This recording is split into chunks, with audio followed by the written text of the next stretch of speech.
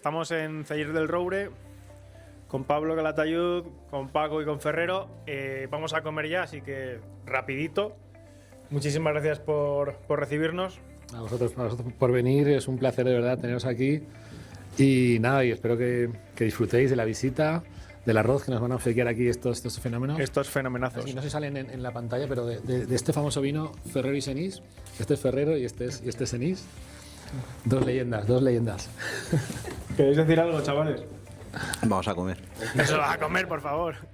No, por favor, suscribíos, que nos hace falta para poder seguir enseñándoos cosas tan bonitas como este podcast que vais a ver. Y vamos a disfrutar ya. Vamos a por ello.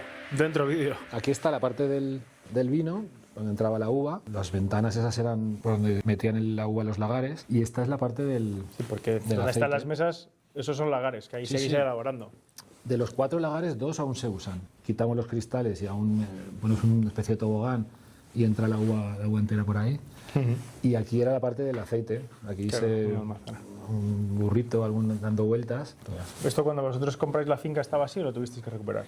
Estaba más o menos. El techo, por ejemplo, es todo nuevo. Lo que pasa es que lo hicimos nuevo estilo antiguo, con su cañizo, con su tal. Pero este techo estaba que se caía.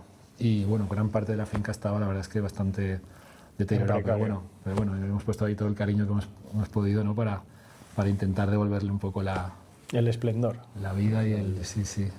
Y el, Nos contabas que habías comprado la finca en 2007 Eso es. y que lo pasaste regular. Por el momento, ¿no? Por el momento. El momento no era el idóneo para crecer, la víspera de la crisis. Pero bueno, era el momento que nosotros necesitábamos crecer, porque llevábamos como 8 o 9 años en plan lo que se dice de garaje, ¿no? Nuestro proyecto empezó así, siendo con un vino de garaje, y en 2006-2007 esta finca, el anterior propietario la puso en venta, mi padre y yo vinimos a verla, el BBVA nos dio el préstamo y nos lanzamos ahí a la aventura. Hombre, ¿qué te iba a decir? Esto también me estabas contando ahora. De vino de garaje a pasar, ahí tenías el asunto de tener que repartir el vino con cuentagotas, escasez. Eso es. El crecimiento fue un poco forzado por la demanda que nosotros, en la época aquella de vinos de garaje, la aceptación del vino en Valencia ciudad y Valencia un poco la zona fue tan buena que en 6-7 años el problema era ese. El problema era que necesitábamos producir algo más de vino para que no se enfadaran demasiado los clientes que eran clientes. Imagínate que en Valencia los buenos restaurantes nunca tenían vinos valencianos, nunca habían tenido.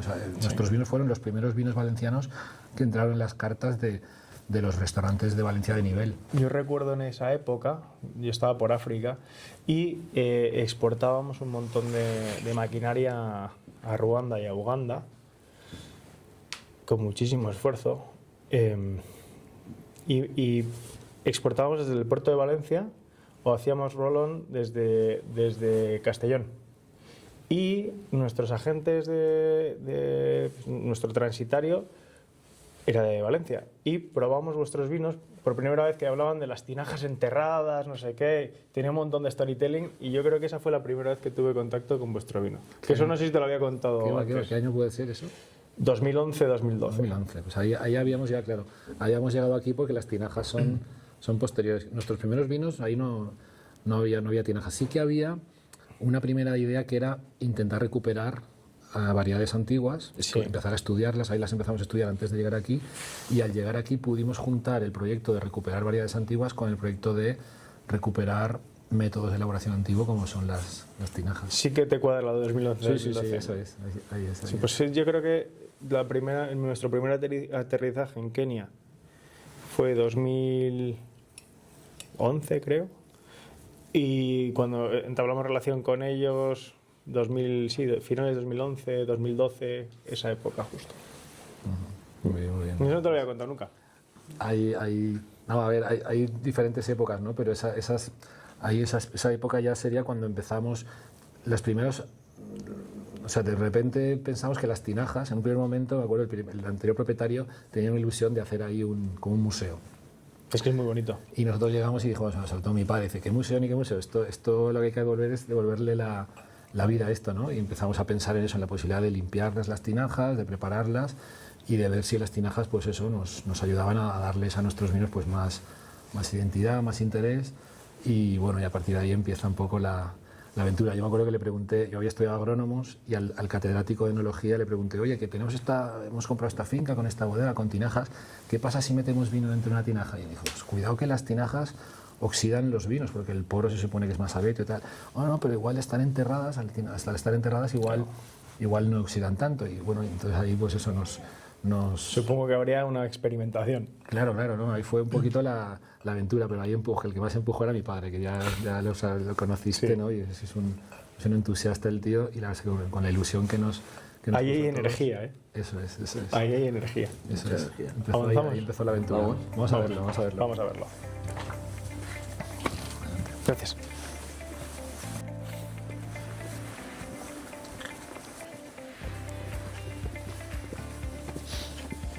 Pero las primeras pruebas las hicimos en pequeño por si estropeábamos bien, no estropear tantos litros. Y tenemos de todo, tenemos tinajas en crudo, tal cual, bien limpitas, con un par de manos de tartárico. Y algunas otras sí que hemos hecho pruebas de diferentes tipos de resinas epoxi, de intentar como vitrificarlas, sobre todo las que estaban rotas y hemos tenido que reparar, o las que comunicaban algún sabor, algún aroma que no nos gustaba y que la única manera de recuperarlas era pues con un recubrimiento. Para reemplazar. O sea, ¿habéis tenido que reemplazar alguna? No. Afortunadamente. Lo que están es, bueno, las que están rotas y no se pueden reparar, pues ahí están. No las usamos. Estamos usando ahora 24 ahora mismo, de las 97 que hay. Es que hay 3 galerías conectadas entre ellas de diferentes épocas. Esta es la primera. Esta es la primera que excavan, supuestamente del siglo XVII o anterior, porque hay una escritura donde se ve que esto pertenecía a la duquesa de Almodóvar y que en esa época de la escritura hay data, o sea, explican que hay 20 y tantas tinajas que son justo las tinajas que hay en esta primera galería. Por lo tanto, las otras 2 galerías son posteriores. Lo que no sabemos es cómo de anterior es esta primera. Pero bueno, hay 3 galerías conectadas, entre las 3, 97 tinajas, y de las 97 ahora mismo hay 24 con vino. De las grandes, ya veréis, que son las grandes son las de la segunda galería.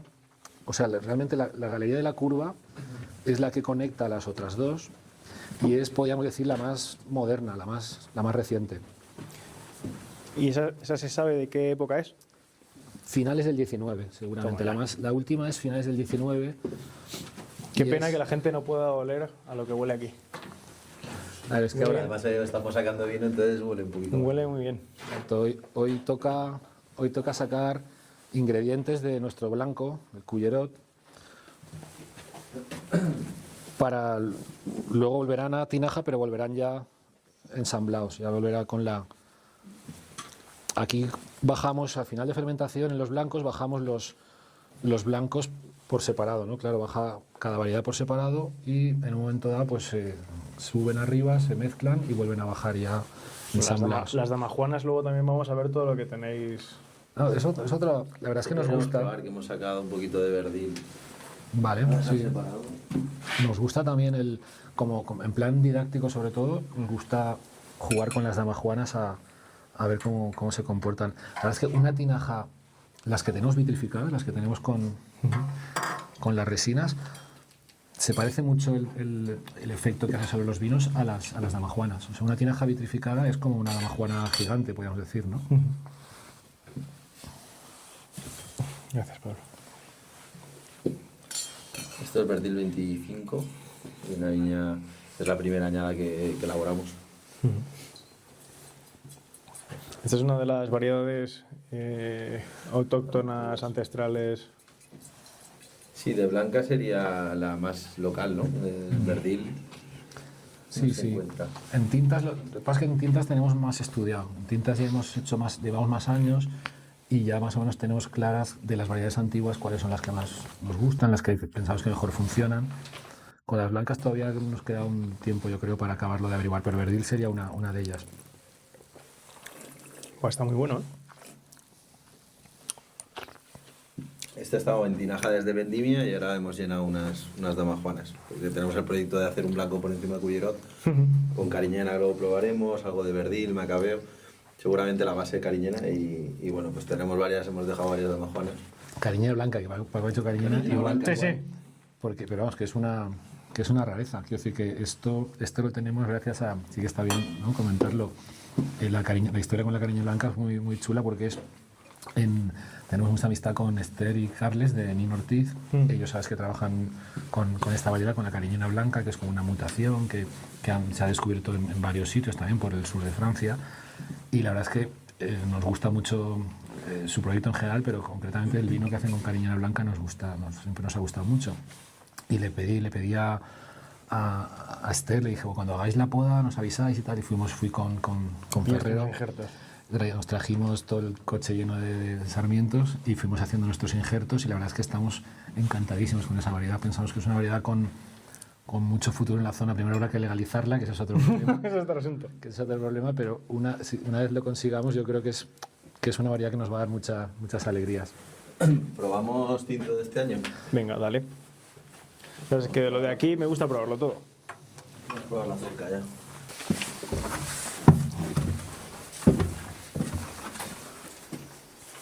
Ahí lo que tenemos es, ¿te acuerdas, no?, que le ponemos un platito con metabisulfito, ese platito de plástico, que se queda ahí como flotando, y luego lo que hay es un plástico alimentario para como hacer un doble cierre. Claro. O sea, parece que el cierre esté del tipo siempre lleno con la... ¿Cómo huele, macho? El cierre con el siempre lleno como que no es suficiente para que esté hermético del todo, ¿no? Hermético. Y entonces con esta historia del platito, pues acabamos de estar tranquilos con que el vino está más protegido a nivel microbiológico. Este es Forcallá 20. Para Pebrella. Es precioso, ¿eh? Pebrella es tremendo. Sí, la verdad es que la Forcallá fue la tercera, podemos decir, la tercera variedad de las antiguas por la que hemos apostado fuerte. Primero fue la Mandó, Arcos. después fue Arcos, y últimamente, desde hace unos años, estamos con la Forcallá, y la verdad es que no para de sorprendernos por todo, ¿no? Por cómo es de... Yo al final lo que digo es que lo que tiene un poder de seducción que a mí nos flipa. A mí una de las cosas que me flipa sobre vuestras variedades es que tenéis las vendimias más largas del planeta. Empezáis en septiembre y acabáis en noviembre o así. Empezamos incluso en Empezamos agosto. en agosto. Agosto.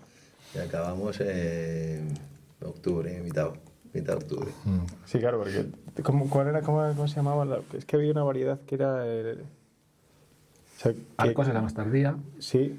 que se vendimaba antiguamente, se vendimiaba por Todos Santos, per Tots Sants, decía la gente mayor, que eso es a principios de noviembre, claro. Sí. O sea, que imagínate, ahora no, ahora ya es mitad de octubre. Pero claro, es que las variedades, en general las variedades antiguas son todas muy tardías, que yo creo que es una de las bondades que les podemos encontrar ahora mismo, ¿no? Que al ser tan tardías van a madurar muy lento, no les van a afectar tanto las olas de calor. Está buenísimo. Está bueno esto.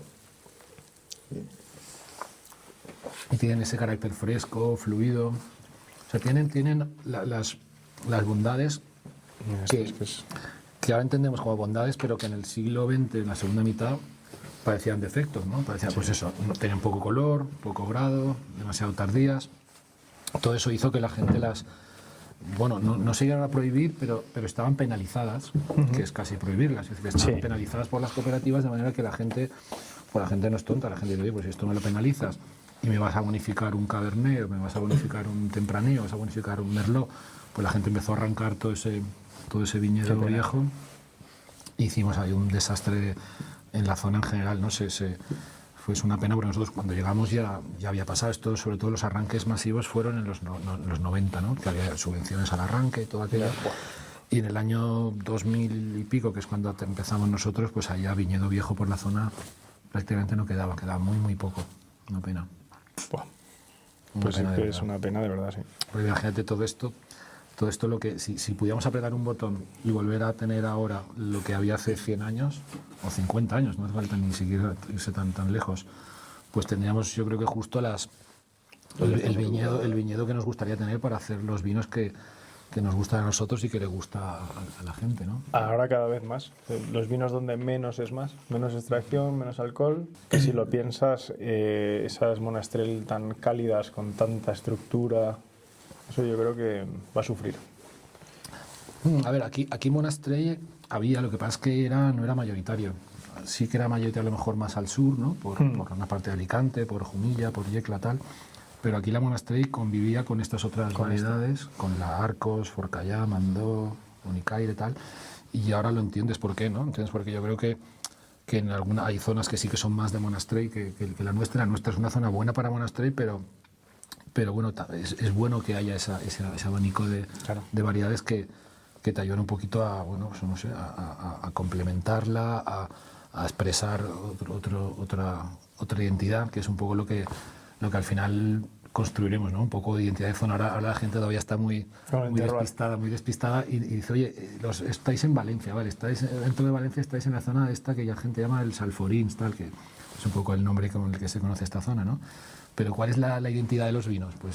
Pues no lo tenemos muy claro. Nosotros mismos, entre productores, estamos como debatiendo sobre eso continuamente, y es verdad que somos capaces, y tenemos patrimonio, tenemos clima, patrimonio vegetal me refiero, para elaborar vinos, por ejemplo, base Monastrell, con ese músculo y con ese carácter, pero tenemos esa otra colección de variedades, como esta, por ejemplo, como Forcallá, Arcos, tal, que nos dan ese otro carácter diferente.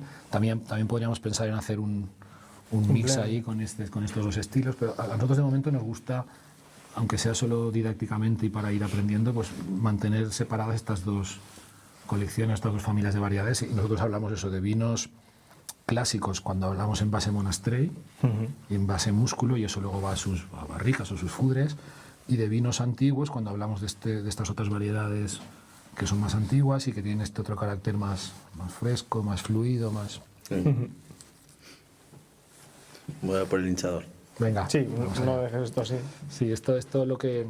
Da trabajo, ¿eh? No, hemos jugado, tú has visto, ¿no? Jugamos con el mecanismo este del siempre lleno y con el bombín de bicicleta. Yo a la gente le digo, pues esto es como una cámara como si fuera de bicicleta, pero realmente no es como si fuera, es que es una cámara, son cámaras de bicicleta, ¿ves? Las veis aquí, ¿no? Sí. Son las cámaras de bicicleta que se hinchan o se deshinchan y nos ayudan un poquito a hacer presión contra el cuello de la tinaja y ya hemos tenido que inventar o desarrollar ese tipo de cierre que de momento nos va bien así. No. Y con este sistema... Bueno, a ver, está copiado un poco del sistema del siempre lleno de las bodegas, ¿no? Pero sí un poco, sí es ingeniería local, sí. Toma, pruébalo y verás. Anastasia. Está buenísimo. ¿Ves? Ahora con el bombín este Qué bueno. Se le da ahí unos... ¿A cuánto, qué presión le pones, Paco? A todo lo que da. Bueno, ve con cuidado, no demasiado porque... 10. Está muy bueno. Esto creo que tiene interés, a la gente le va a gustar verlo, ¿eh? En serio. Sí, bueno, no está tan... Y nosotros mismos tampoco hemos hecho demasiados vídeos explicándolo y tal.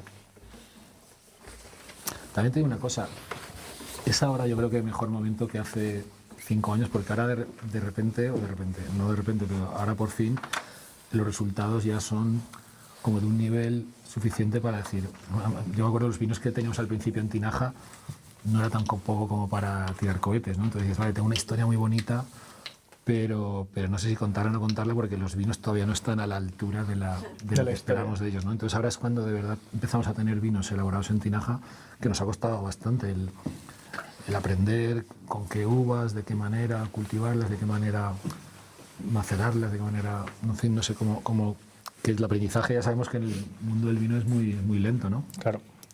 Y después de ya los años que llevamos aquí, pues ya empezamos a estar contentos con lo que es que cada año es un error o un acierto y tardas un año en poder volver a aplicar lo que has aprendido, es muy lento. Pues fíjate si nos queda trabajo aquí todavía para ir recuperando esto poco a poco. Sí que tenéis trabajo, sí. Pero está de lujo. Hay algo muy interesante también, que es que el techo de la bóveda no hay ladrillo para sujetar la bóveda, ¿no? Como pasa en otras bodegas subterráneas que hay por la zona. Porque esta estructura, no lo hemos comentado, pero esta estructura se repite mucho en la zona. O sea, todo esto de pasillo central, tinajas y tinajas así empotradas, prácticamente todas las casas de campo de la zona lo tienen, pero a diferentes tamaños. Es decir, si la finca era pequeña o tenía poca viña, pues a lo mejor tenía 10 o 12 tinajas. Sí, la finca en este caso, que era una finca grande, y sobre todo esta finca es que el suelo no sirve para otra cosa que para viña. O sea, aquí plantas cereal, como hay en otras fincas de la zona, ya que haces el ridículo plantando trigo, porque el suelo es muy pobre en la parte superficial, es arena, luego abajo hay unas arenas más calcáreas, ¿no? con la caliza más fracturada, y hay una mezcla ahí como de arenas, con gravas y con algo de arcilla. Ahora lo veréis en la bajada a la galería subterránea nueva, veréis un poco como una especie de calicata, que es la propia escalera, pero me refiero que aquí el suelo se ve, o sea, en el techo de la galería ves el suelo que tenemos y ves esta especie de costra de cal, Sí. que es la propia cal del suelo. O sea, aquí hay la caliza, aquí la verdad es que nos sobra caliza, tenemos un montón de nivel de cal elevado, y entonces la propia cal se va lavando, se va lixiviando y acaba depositándose en la superficie. Alguien pensaría que esto es un mortero que alguien aplicó aquí, y no, es la propia cal que va haciendo como una piel, una especie de pellejo así de cal, que de alguna manera le da estabilidad al suelo. O sea, la cal hace como de cemento, Sí. y es como si la propia bóveda fuera una especie de hormigón natural ensamblado a base de la cal, de la caliza del suelo. Muy chulo. Probamos la cariñena blanca, hemos estado hablando de la verdil y tal, pues Sí. el ingrediente más especial de ese vino que esperemos que salga este año. A ver. Venga, vamos allá.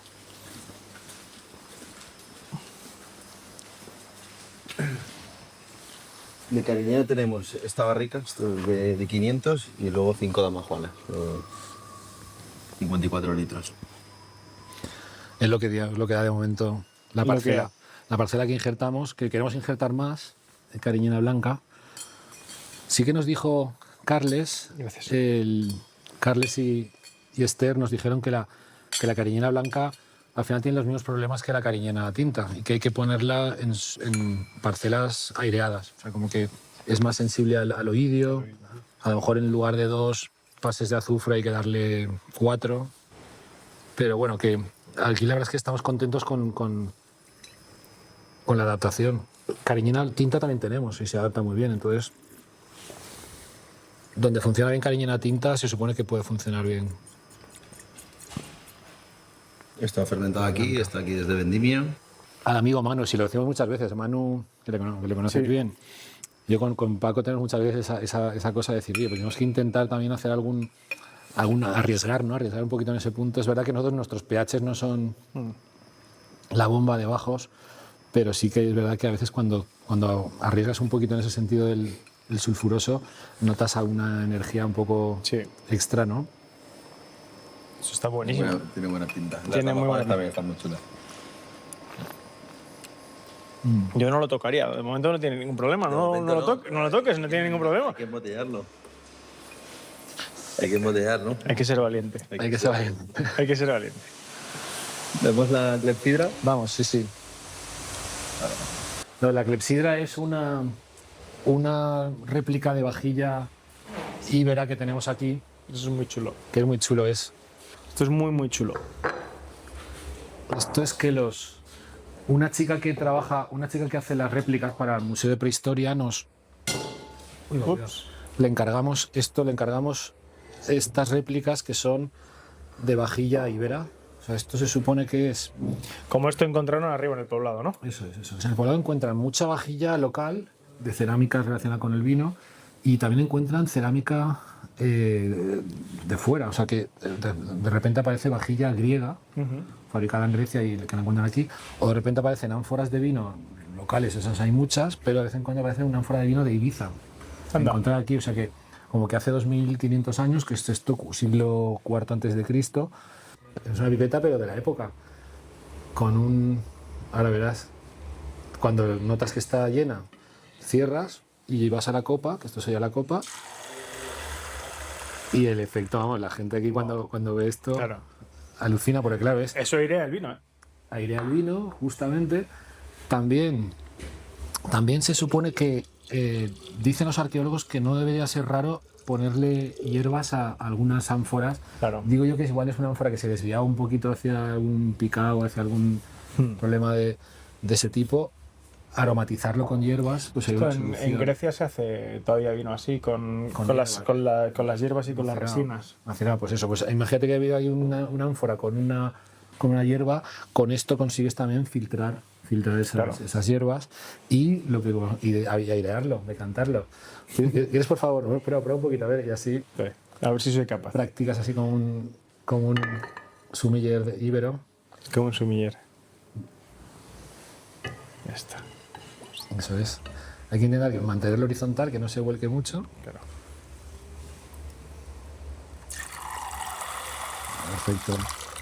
Perfecto, Bueno. como si Como si lo he hecho toda la vida, como un íbero. No, la verdad es que a mí siempre cuando vi esto, la verdad es que... Es muy guay, ¿no? Porque además, aparte que muestra que el vino y el barro siempre han estado en contacto, aquí hasta hace 4 días, es decir, que hasta desde el siglo IV antes de Cristo hasta el siglo XX, aquí había mucho más barro que roble o que otro tipo de madera. Claro.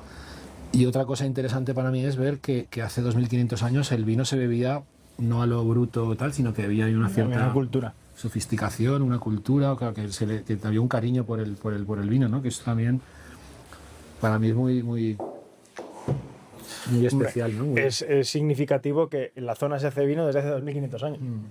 Y no en la zona, yo a veces lo comento, digo, es que seguramente en estas mismas parcelas donde tenemos ahora mismo la viña, aquí en esta finca, sería donde las tendrían ellos, porque ya digo que hay zonas más al fondo donde había cereales, que los íberos ya tenían cereales, olivos, es decir, que el paisaje agrícola de esta zona casi que no ha cambiado. O sea, la trilogía mediterránea. Esto podríamos decir que desde arriba del poblado, que es la arriba de la montaña, tú miras el paisaje actual, incluso con las masías que hay diseminadas, parece ser que también en aquella época había como asentamientos así tal, había la ciudad fortificada, amurallada en lo alto de la montaña, pero desde allí arriba como había pequeñas casitas y tal, o sea, y es increíble poder decir, no, un paisaje agrícola que durante 2500 años prácticamente no ha cambiado y que ahora sí que es verdad que cuesta más mantenerlo, me refiero que hay amenazas, ¿no? Hay amenazas, aquí se han querido hacer urbanizaciones, o que si macrovertederos, o que si historias de esas, que notamos que es un paisaje con un valor, pero que sigue de alguna manera amenazado, y también nos damos cuenta que la mejor manera que tenemos de protegerlo es hacer buenos vinos, que la gente lo valore y podamos decirle a la administración, por favor, No toques nada. ayudarnos a proteger esto, que sería una pena después de tantos años, pues cargarnos algo tan valioso. Es bien sofisticado, ¿eh? Pues estos son nuestros tesoros que le explicamos a la gente cuando vienen los fines de semana, sobre todo. Entre semana no suele venir mucha gente, pero los fines de semana sí que hay bastantes visitas, justamente relacionadas con el poblado íbero, que es muy bonito de visitar. A veces incluso hacen... En vuestras etiquetas tenéis referencia Eso es, sí, claro. a los escritos. Claro, mira, en una de ellas, en la más antigua de nuestras etiquetas, el primer vino que salió Maduresa salió un poco después. El primero que salió fue de Salcuses, que salió en el año 2000. No sabía cuál iba antes. Primero, unos meses antes, tampoco fue mucha diferencia, pero el mismo año, el año 2000, hicimos más botellas de Les Alcuses, que era como nuestro segundo vino, y menos cantidad de botellas de Maduresa, que era como una selección, Entonces nosotros seguíamos el modelo de Priorat, que fueron nuestros maestros, ¿no? Claro. ¿Recuerdas que te conté que íbamos a ver a Sara y a su padre, o venían ellos aquí, durante 3 años nos hacían como un asesoramiento, y ellos se hacían entonces el Clos Martinet y el Martinet Bru. Sí. Pues esto era como nuestro Clos, era nuestro Maduresa, y Les Alcuses era pues como un segundo vino, un vino más sencillo, más asequible, y en Les Alcuses lo que poníamos era un fragmento de un documento más extenso, que el documento completo está aquí. Lo tenemos aquí en esta puertas correderas, se ve el documento completo, que realmente el original vendría a ser algo parecido a esto. El original era como una lámina de plomo con un texto escrito rayado sobre el plomo. Esto es un trozo de barrica, pero esto es una lámina de plomo con un texto escrito, y según los arqueólogos, ¿Esto es escritura cuneiforme o no? Es una escritura, ellos llaman iberotartésico, Ajá. estas especie de runas así, y son justo antes de los romanos, ¿no? Antes del latín. Y parece ser que hay un iberotartésico de aquí hacia el sur, hacia Andalucía, y cambia un poco el alfabeto más hacia el norte, hacia el sistema ibérico, ¿no? Porque aquí es donde realmente, en plan geológico y con el montañoso, aquí parte un poquito, o sea, esta es un poquito, nosotros estamos un poquito donde se juntan el sistema ibérico con el sistema bético de cordilleras de montañas, que se nota mucho incluso en la flora, en la fauna. Hay un poco, la parte norte de Moixent es más sistema ibérico y la parte sur es más bético. Y pasa lo mismo con los alfabetos estos, ¿no? Esto es ibero-tartésico. Y aquí lo que dicen los arqueólogos es que aquí están haciendo un texto comercial, como un documento tipo una factura o algo así. Toma ya. Si te fijas, verás que hay símbolos que se repiten, como este, por ejemplo, y este, justo antes de los puntitos que serían las cantidades. Ajá. Es decir, ellos escriben de derecha a izquierda y hay como un listado de personas. Aquí pone, Vins de Dieu se ha llevado 3 ánforas de aceite y una de vino. Anda. Y entonces es como tachado, en el original están tachados, aquí le hemos quitado las tachaduras para que se pueda leer mejor, pero hay como personas que se han llamado mercancías. Y esto es un poquito el sentido de este documento. Como se han encontrado varios, ¿no? Los arqueólogos dicen eso, han encontrado varios documentos escritos sobre plomo y muchas veces son documentos de tipo comercial. De reflejar ahí, aquí vino un experto hace un tiempo que me decía, los documentos más antiguos del mundo de la humanidad suelen ser documentos comerciales, no son poemas ni nada. No. Son como que Pepe se ha llevado 3 cabras. Págame las cabras. Apunta. Bueno, está chulísimo.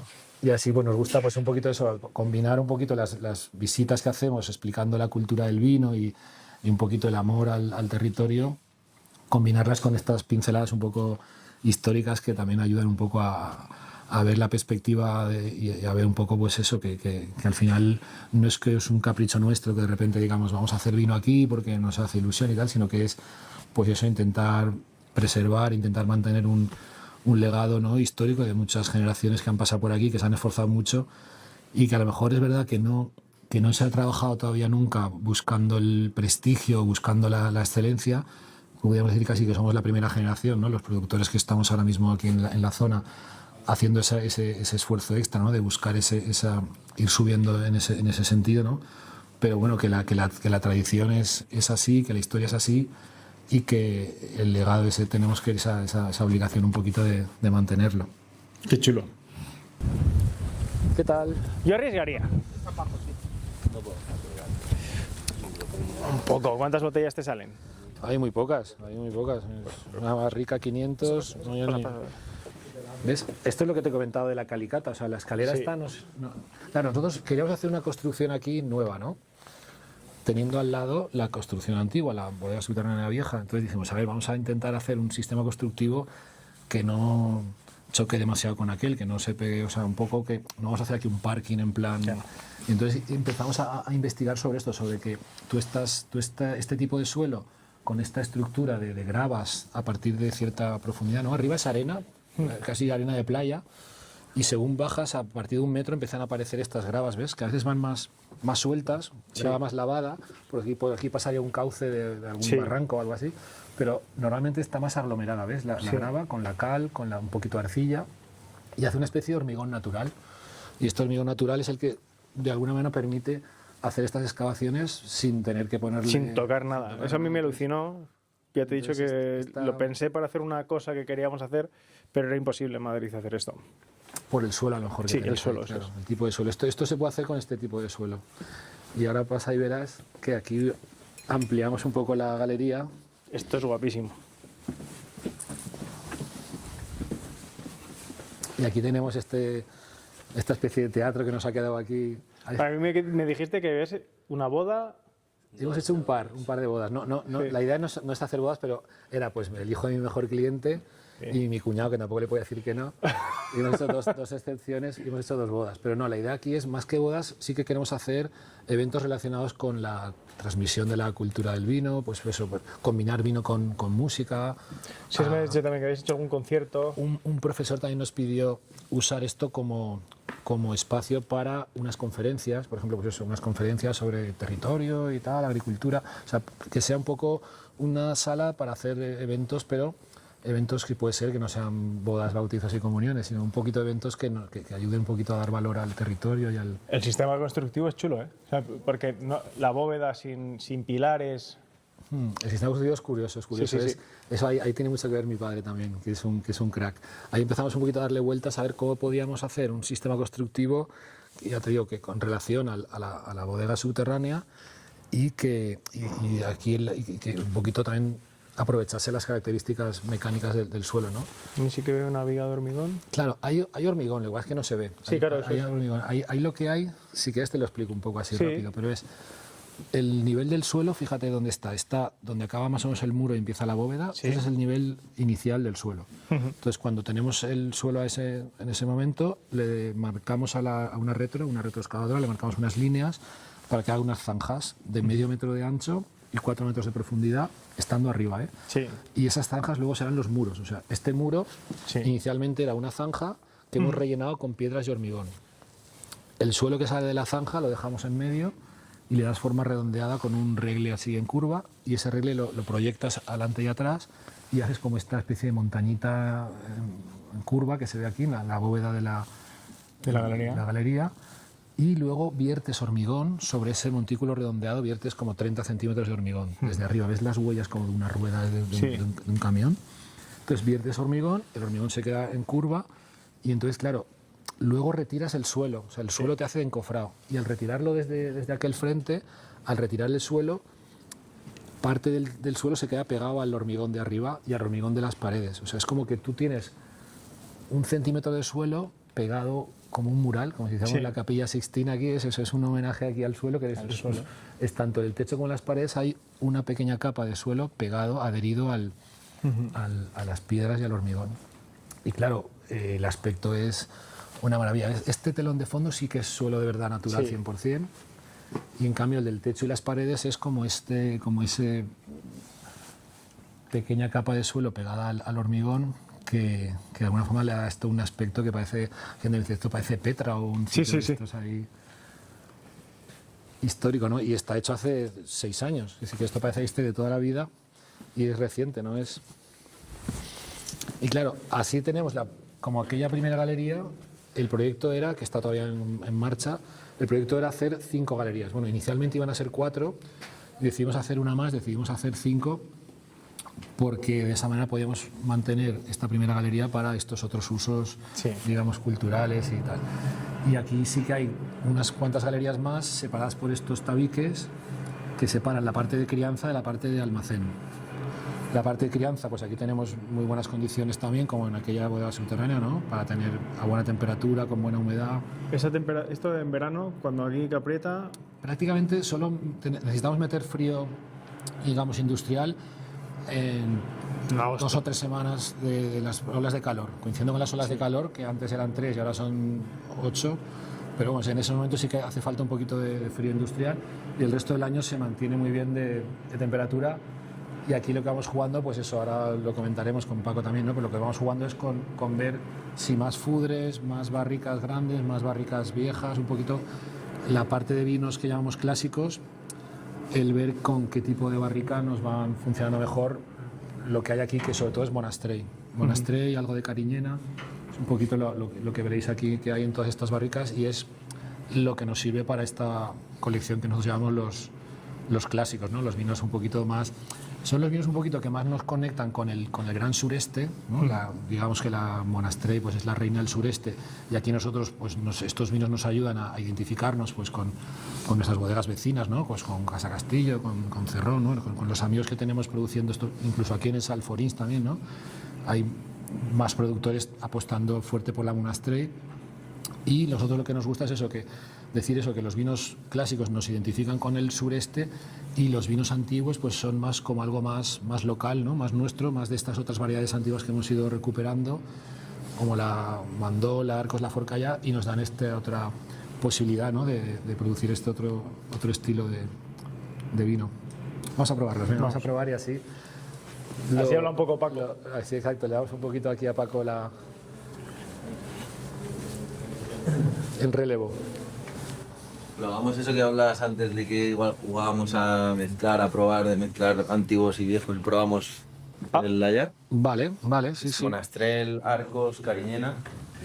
Exacto, hemos hecho ahí un experimento de juntar, podríamos decir, lo mejor de una colección con lo mejor de la otra, a ver qué pasaba. Y aquí además hay crianza, se ha criado parte en Fudre, parte, algunos ingredientes en Damajuana, un ingrediente en Tinaja, o sea que podemos hacer. Exacto, eso sería como posibilidad está ahí, ¿no? Decir, oye, ¿por qué solo Tinaja o solo Barrica o solo Monastrell o solo...? Es un poquito, pues, si se quiere se puede combinar esas dos historias, ¿no? Sí. Además aquí tenía una gracia extra este vino, que era que así le hacíamos un poco de homenaje a mi padre, porque mi padre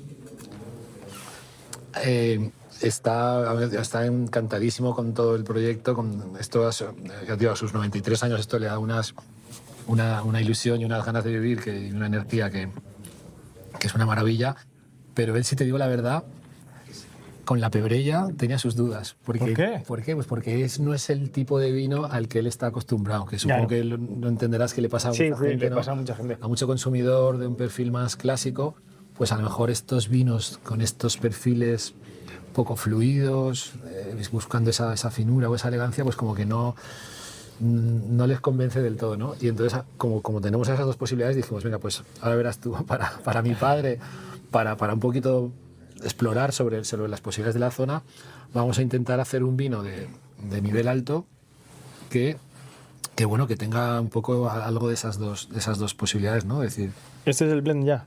Sí, este es... no el definitivo, No pero bueno. si es el definitivo, pero bueno, igual que hemos catado pues, la Cariñena, Black Cap, para ese posible blanco superior, pues la idea de sacar un tinto, dedicárselo a Pablo, a su padre y tal, pues esto sería quizá uno de los ingredientes principales. ¿Y aquí qué porcentaje lleváis de los vinos viejos y de los vinos clásicos? Hay un 60-40 más o menos. Hay 60 es Monastrell Cariñena y 40 Arcos más o menos. Hay que ver si se queda así, si incorporamos algo más de Arcos, Forcallá. Pero bueno, mantiene toda la parte fresca y fluida, junto con una parte de fruta crujiente más. Sí, más está madre. crujiente, sí. O sea, hay que darle vueltas, ¿no? Está rico, ¿eh? Ahí estamos, peleando. No sé si nos pasará como el blanco. Con el blanco también llevamos muchos años peleando, ¿no? Con un blanco de nivel más alto. Y al final el blanco sí que lo tenemos un poquito más cerca, ¿no? Que es un poco lo que has probado, ¿no? Con la Cariñena blanca. Y bueno, nosotros la verdad es que como cosa un poco así, a veces incluso como, yo me lo apunto a veces como defecto nuestro, ¿no? Que nos pensamos y nos repensamos las cosas muchas veces, ¿no? A veces igual demasiado. Pero bueno, es un poco cada uno tiene ahí su manera de proceder, ¿no? Pero está muy bien, ¿eh? Y a nosotros un poquito siempre nos ha Dentro de costado... boca después es largo. Es largo. Está muy bueno, ¿eh? Un poquito más, Paco, venga. Está muy guay, ¿eh? Sí, a ver. O sea, la parte de la fruta crujiente se le ve. O sea, en la nariz es pura fruta. Y después también tiene... Bueno, Ahí estaría bien a lo mejor compararlo con nuestros clásicos, ¿no? A ver hasta qué punto... Porque ahora mismo lo veo más clásico que antiguo, no sé cómo decirlo, ¿no? Sí. Veo como que... hay una predominancia. Eso es. Pero después no es nada tánico. Y, o sea, sí que veo la parte fluida que habla Paco. Está, vamos, 24 esto. Claro, yo creo un poquito que no haya pesadez, ¿no? Un poquito que haya intensidad, pero que no haya pesadez es un poquito lo que nos tiene, yo creo que dar ahí la clave, ¿no? O sea, sí que se le nota con más estructura que los vinos viejos. Siempre que vengo me deis a probar algo nuevo muy guapo. Porque recuerdo probar de los primeros la Pebrella. La Pebrella, exacto. Estaba tremendo. Estamos ahí a punto, es verdad, de lanzarnos con él, que estamos, la verdad es que encantados. Yo creo que lo de la Pebrella nos ha... Que ha sido una de la mayor puntuación. ¿Cómo ha sido esto, Paco? Ven, que tú te lo sabes eso bien. Por favor.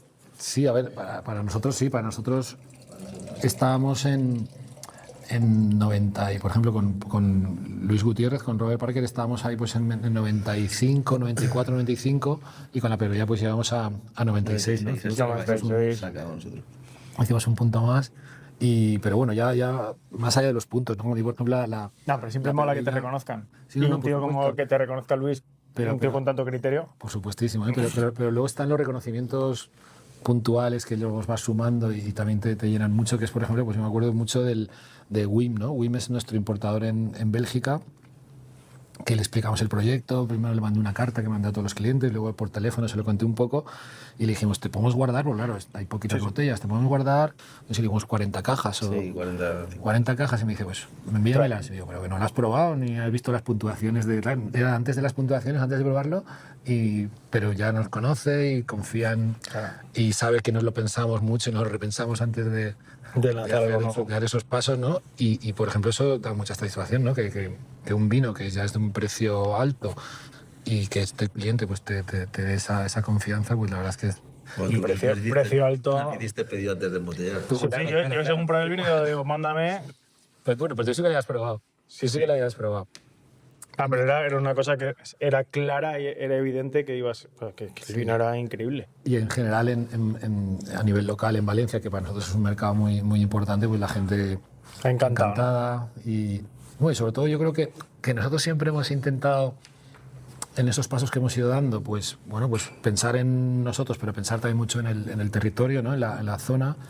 Y yo creo que con la Pebreya lo que hacemos también es abrir un nuevo camino, porque es verdad, porque es un poco como que ese otro Mediterráneo, este que es el antiguo, pero que es el moderno, que gente puede pensar que sí es porque está de moda. O sea, da mucho pie ese tipo de vino, ¿no? a debatir sobre eso, sobre si los vinos mediterráneos son así o no son, o pueden ser así o pueden ser...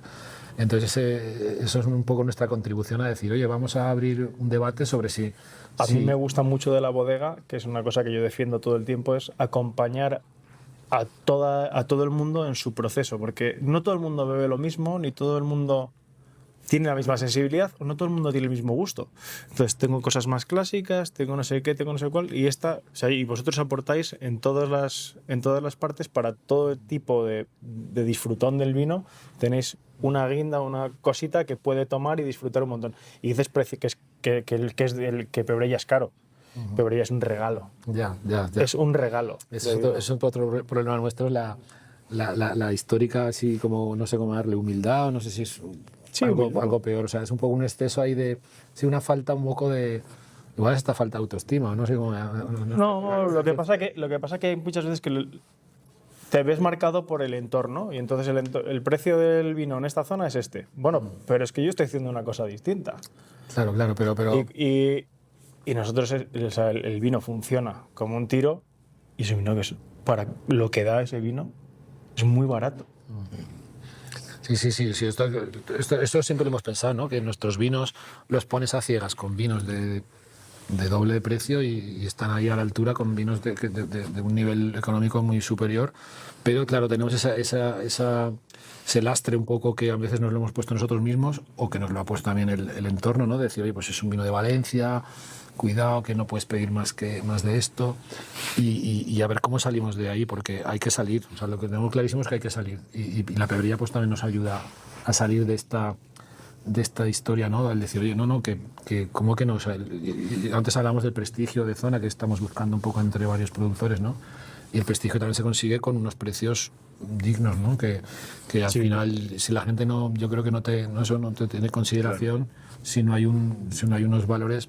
Y bueno, yo creo que si pasan los años y vamos consolidando esto, ¿no? Y vemos que ese vino La Pebreya se posiciona bien en buenos restaurantes, una añada tras otra, y la gente lo busca y lo demanda, así será, yo creo que la manera de un poco de hacer un poquito que cambie también en ese sentido la historia, ¿no? Que ha cambiado la historia en cuanto a que en Valencia ya hay muchos productores demostrando que podemos hacer vinos buenos, y ahora también el siguiente paso es ponerlos también un poco a poco a su precio, ¿no? Al nivel donde deben estar. Me acuerdo que decía, no sé, en algún artículo, ¿no? que nos de alguna manera en el sureste en general, ¿no? Que decimos, tenemos muy buenos vinos pero a precios de derribo. Eso ya no me gusta que digan eso, ¿no? Que sí, que es verdad que no sé si es un piropo o es un halago, ¿no? Es decir, tener buenos vinos a precios de derribo, al final tampoco le estamos haciendo a la zona el favor que merece, y tampoco estamos animando a la gente joven a que se lance un poquito a la aventura de tal, porque claro, si los precios son muy bajos, los números no te salen, ¿no? Y un chaval que quiere salir de, a lo mejor, como un socio de la cooperativa, o no, o seguir en la cooperativa, pero lanzar su proyecto de vida, tal, pues si no hay unos precios mínimos, Sí. no le van a salir las cuentas y preferirá pues opositar a policía, yo qué sé, o buscar otro camino en su vida, ¿no? Y ahí es donde se muere el paisaje de 2500 años. Eso es. Si queremos darle continuidad al paisaje tiene que ser por ahí, ¿no? A través de su gente, sí. Además has hablado de vino de precio, un precio digno. Sí. Estás hablando de, no hay que hacer una cosa, gentrificar los vinos, como dice Santi Rivas, ¿no? Hay que poner el precio que... Sí, precio digno. Y ya está.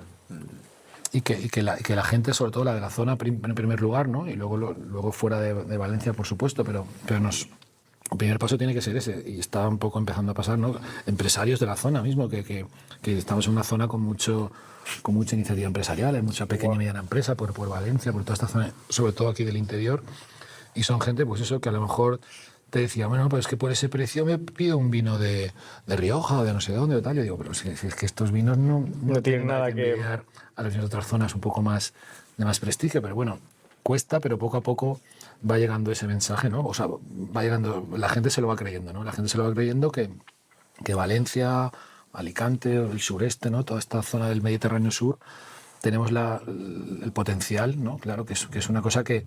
Pero claro, no es fácil porque hasta los libros, yo cuando estudiaba lo decían, ¿no? Que está en una zona de granel, o del granel embotellado, imitación a Rioja en barato. Ese era, parece, nuestro único destino en el mundo del vino, era o elaborar vinos a granel o elaborar vinos para descuento duro en el lineal del supermercado lo más abajo posible, ¿no? Y esa historia es la que por fin pues está rompiendo. Creo que esto también tiene que ver con el boom que hay ahora, o sea, el afloramiento en España de proyectos por toda la geografía muy interesantes, de productores que están haciéndolo muy bien y que nos acercan a otros mercados como los productores franceses, los productores italianos. Aquí empieza a haber gente que son proyectos de culto. Sí, y vosotros, yo os considero uno de los proyectos que es un proyecto de culto. Hace falta eso, hace falta alguien que vaya un poco por delante, ¿no? Y que vaya un poquito abriendo camino. Y aquí, bueno, eso también aquí yo creo que una cosa a favor de eso es que somos unos cuantos. Nosotros además nos hemos preocupado porque sea así, que nosotros hemos incubado proyectos dentro del nuestro, ¿no? Que somos un poquito de los veteranos ya de la zona, o el color de la barba ya se nota un poco, y nosotros nos ha gustado entender eso, que el prestigio de zona no lo hace una bodega, sino que lo hace un grupo de bodegas, y que lo suyo sería pues apoyarnos unos a otros, no vernos como competencia, sino como aliados, ¿no? Que tenemos que pelear por ese prestigio, y bueno, y lo hemos hecho, por ejemplo, con la asociación. Yo fui el primer presidente de la asociación que hicimos a nivel comarcal de productores de vino. Hacemos una feria anual para que venga la gente de Valencia ciudad y de los pueblos a disfrutar un fin de semana con el vino, que igual pasan por aquí 8.000 personas, y salimos todas las bodas a la calle con música en directo, con tal. Qué chulo. Es un poquito el fomentar entre todos, un poco el dar a conocer la zona, y dar a conocer pues eso, que la historia por fin está cambiando, y que la gente tiene que tener pues ese orgullo de su territorio, ¿no? Muy chulo. A ver, Paco, danos alguna cosa más. ¿Qué más? ¿Algo más? Sí, algo de las damajuanas, tío. Hombre, y alguna barrica también de cariñena. Ah, sí, claro. Chula, ¿eh? Monastrell, las dos cosas, porque claro, es que yo creo que está bien porque hemos probado el vino este de mezcla de las dos colecciones, pero estos serían los ingredientes de los clásicos, ¿no? Pues una de las bases de madureza del 25. El monasterio de la parte más alta de la finca, son suelos de arena. Gracias.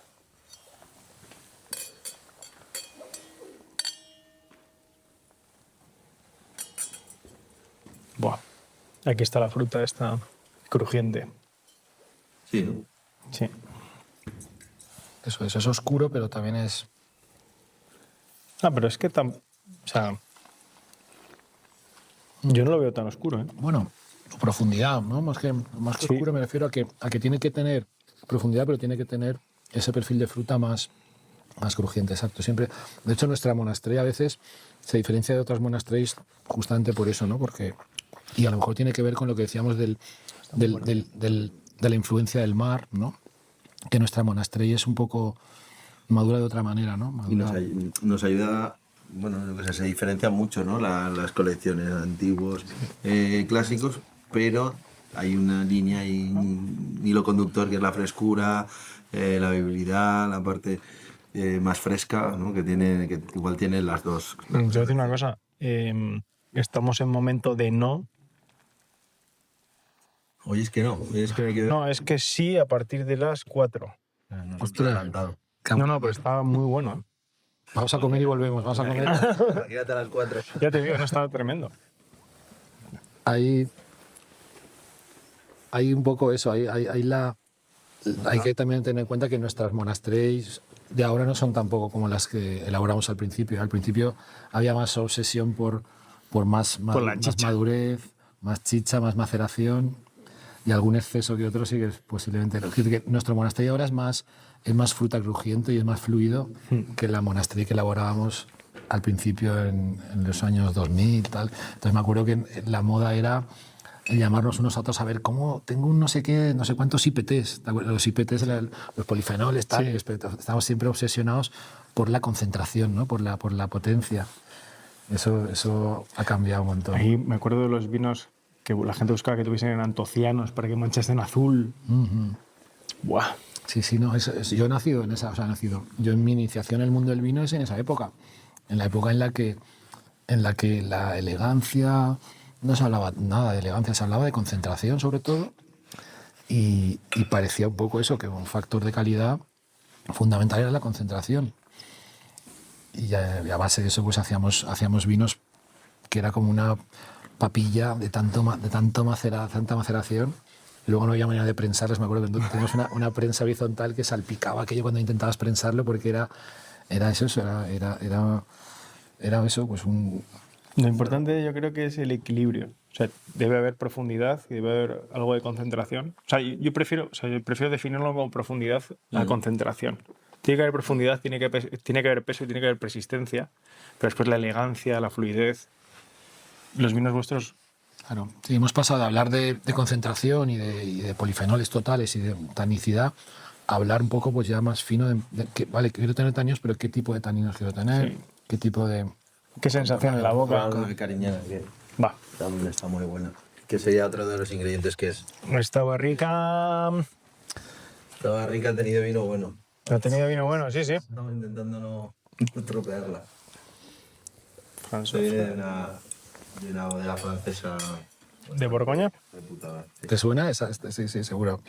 Esta la conseguimos gracias a nuestros amigos de Cerrón. Esto es un casi regalo, ¿no? Que nos hizo Carlos. Carlos, sí. Están buenos los vinos de Carlos, ¿eh? Muy buenos. Buah, cada vez mejor. Sí. Además, el tío es muy listo. Sí, no, y son trabajos, están haciendo un trabajo toda la familia ahí, una maravilla. Yo tengo más relación con su padre, Paco tiene más relación con Carlos, pero vamos, yo pensamos que es un proyecto que es importantísimo para la historia, ¿no? De todo este es una realidad de proyecto, los vinos son tremendos, son buenos. Todo exacto, la zona, los suelos y sobre todo el factor humano, porque ellos son buenos, son una gente tremenda. Y hacen queso también. Y los cabritos, que no llega ninguno porque se les queda todo el churra.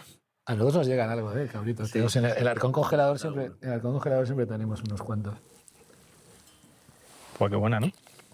Sí, la cariñera también tiene una parte crujiente, una parte de acidez, de frescura, que nos gusta mucho cómo se compagina con la monastery.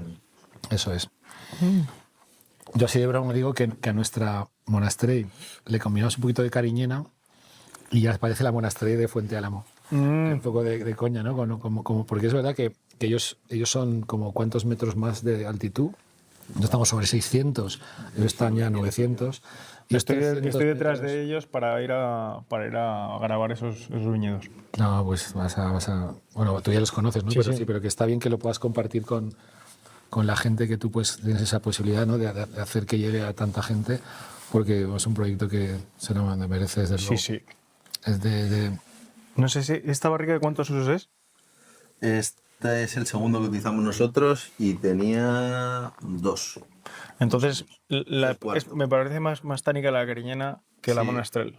Sí, yo creo que... Porque no creo que tenga influencia en la barrica, ¿o sí? Bueno, lleva 6 meses ya. Igual la madera le estaba aportando un pelín de tanicidad. Es más tánica esta barrica. Bueno, pues es por el volumen, claramente.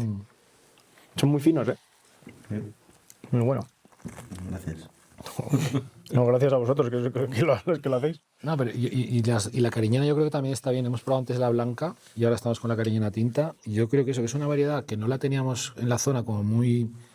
¿no? Como no le damos demasiada importancia. Y yo creo que eso, que la blanca es una sorpresa, ¿no? Que estamos viendo que nos puede ayudar mucho. Y la tinta, juntándola con la monastrell, ¿no? Yo creo que puede hacer pues eso, como a veces en algunas zonas que la tempranillo funciona muy bien ensamblándola con que sí, algo de Graciano, algo de tal.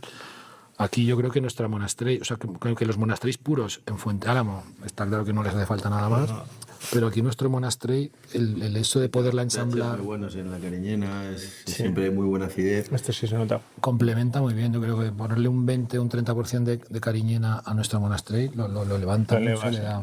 Uy, piensa que estamos probando vinos en marzo. Sí. Le queda casi 8 meses, ¿no? Además, en barrica y...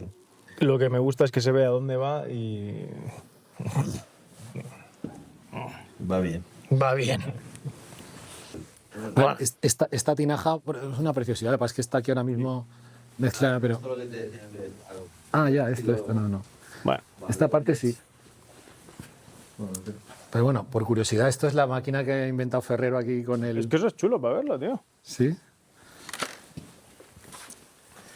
Esto es que se nota que es artesanal. Sí.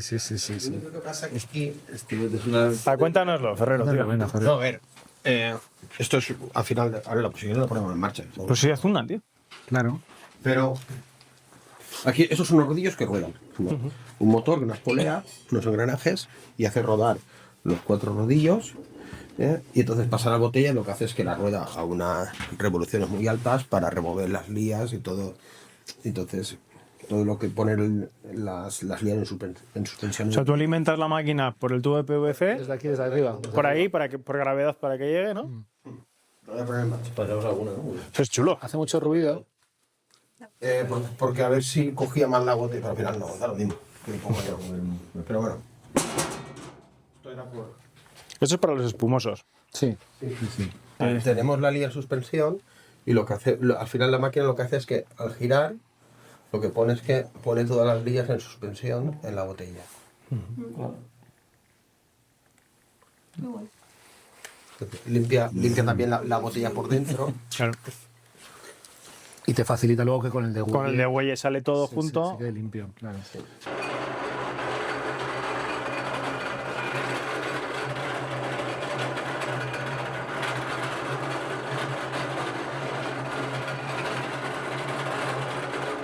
Es muy guapo que tengas el ingenio de inventarte la máquina y de que la haga un esto local, ¿no? un mecánico local. Eso es muy guay. Teo. Sale pues, totalmente turbio. Natural. Natural. Y estas tinajas, si quieres, te comento un poco, pero no sé, aunque sea fuera de la grabación, pero que esta historia es chula también porque es, claro, sabiendo que algunas tinajas... Ah, vale, mejor por ahí, pues sabemos por ahí. Sí, porque esto está ahora muy complicado. Pero bueno, eso, sabiendo que las tinajas se rompen y que tienen ese problema de fragilidad, pues mi padre y yo fuimos a Fuente Álamo, no iba a decir, a Ciudad Real, en la zona esta de Tomelloso, Toboso, Villarrobledo, por ahí.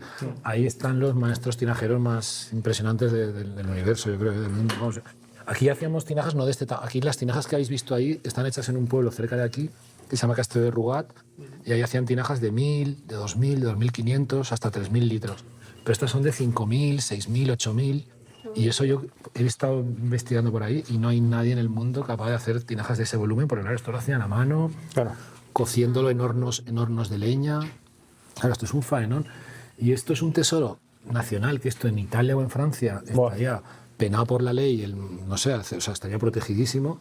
Y aquí tú ahora te vas a Villarrobledo Este hombre, si queréis por curiosidad, se llama ventadeTinajas.com, que es el tal Cipri, que tiene una empresa muy transparente, ventadeTinajas.com. Y entre él y su padre habrán desmantelado del orden de 1.000 tinajas al año en los últimos 20 años, pues 20.000 tinajas de estas han ido o a Francia o a Italia a decorar jardines. Buah. Y esto se está yendo como los olivos estos milenarios que se los llevan para tal. Estamos poniendo un patrimonio histórico que es para llamar la atención, porque claro, el problema está en el precio. Claro. 5.000 litros. En acero inoxidable son 5.000 euros. 5.000 litros en fudres buenos de roble francés, con 15.000 para arriba. 15.000 euros cada fudre, 5.000 litros. 5.000 litros en barro manchego, ¿cuánto?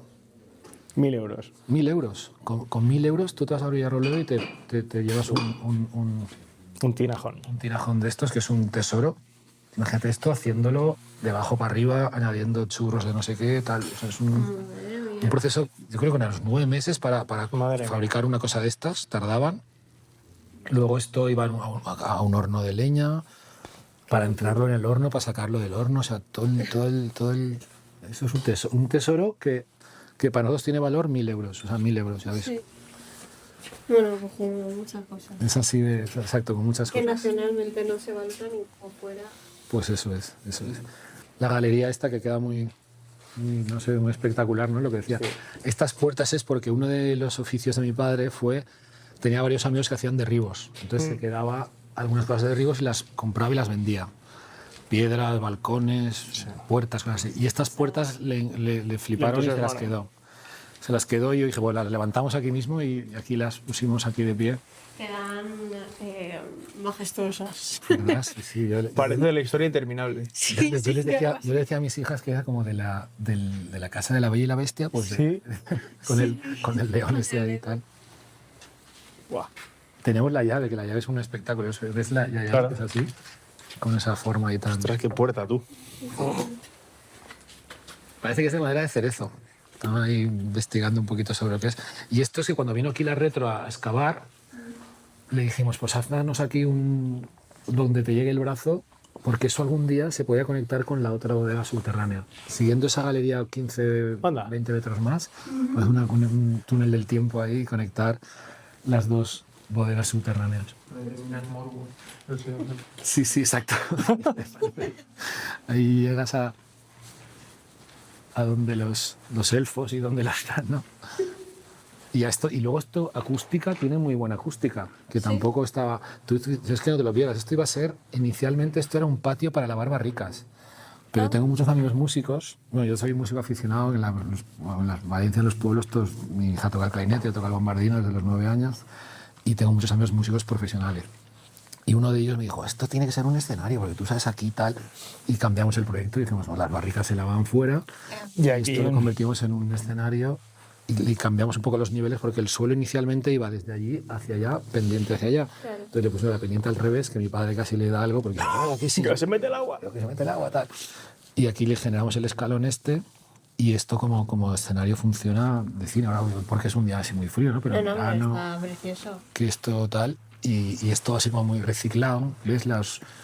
Esas piezas son de un antiguo ferrocarril, de un puente, un ferrocarril, palés, o sea, aquí en plan arquitectónico nos gusta mucho como reciclar y Sí, sí. muy poco, a mí, no sé, a mí siempre me han generado, visitando bodegas por ahí, siempre me ha dado un poquito de repelús la ostentosidad, un poquito de marquesa, no sé qué, o sea, yo no soy de eso, o sea, no sé, como que no me apetece ese rollo, ni tengo presupuesto tampoco para que esté todo así dorado ni tal. Y entonces hemos intentado siempre hacer todo, pues eso, en plan más austero, más sencillo, un poco reciclado y tal. A mí me gusta el respeto también por los materiales de la zona, en el techo del cañizo, Eso es, la sí. caña sibar. Eso es, no, a ver, eso es un poco a mi padre y a mi abuelo ya lo tenía eso un poco, ¿no? A mi abuelo iba con una burrita vendiendo telas por ahí, que somos de una familia muy humilde, entonces está ese rollo así aristocrático como que no nos va. Pero siempre nos ha gustado eso, el mantener un poquito las cosas de antes, ¿no? Un poquito darles valor, que mucha gente ha mirado un poquito hacia el pasado siempre como con desprecio, ¿no? Es decir, pues eso, y eso se puede aplicar a todo, ¿no? A las variedades de uva de antes, esto olvídate, esto no vale. O las tinajas, esto que va, esto ya... Entonces un poquito yo creo que al final nuestro proyecto también va mucho de eso, ¿no? De hacer una mirada al pasado un poquito más cariñosa, más respetuosa y darnos cuenta de que eso a lo mejor, que se ha despreciado mucho, pues a lo mejor son tesoros escondidos que estamos ahí como descubriendo de alguna manera. Bueno, vamos a ir que el arroz... Paso. El arroz se espera. El arroz no te espera, ¿no?